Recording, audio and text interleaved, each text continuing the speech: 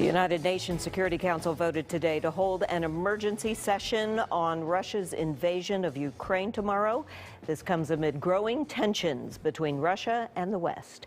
Good evening, everyone. I'm Jackie Bang. And I'm Tamar Bradley. Thanks for joining us. McGee Hickey is in New York with our top story tonight. It's the biggest war in Europe since 1945, and that is why the UN met at 3 p.m. Sunday to call for an emergency special session of the General Assembly. In an escalation of East-West tensions over Russia's invasion of Ukraine, Russian President Vladimir Putin ordered Russian nuclear forces put on high alert Sunday because of what Putin called aggressive statements by leading NATO powers. The U.S. ambassador to the UN was not surprised. It means that President Putin is continuing to escalate this war in a manner that is totally unacceptable, and we have to continue to condemn his actions in the most strongest possible way.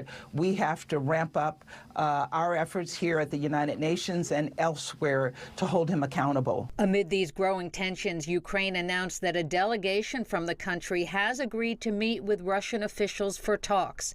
This latest development coming as scattered fighting was reported in Kyiv, with battles breaking out also in Ukraine's second-largest city, Kharkiv, and in strategic ports. This is a behavior which is irresponsible, and of course if you combine this rhetoric with what they are doing on the ground in Ukraine, waging war against the independent sovereign nation, conducting full-fledged invasion of Ukraine, this adds to the seriousness of the situation. The European Union said it would finance the purchase and delivery of weapons to Ukraine and close EU airspace to Russian aircraft, in essence practically banning Russia from the European skies.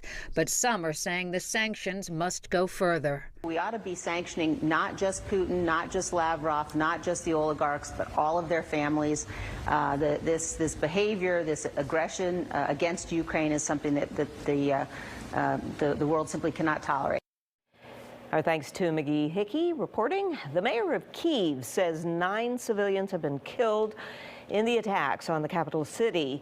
But Vitaly Klitschko says the residents are holding strong, and he is hopeful they can keep up the fight as Russian troops continue to move closer to the city. To be honest, we doesn't have 100% control, but because we build this territorial defense in very short period of time, but it's patriotic. These people is patriotic. Everybody feeling not so well. We impressed, but not depressed.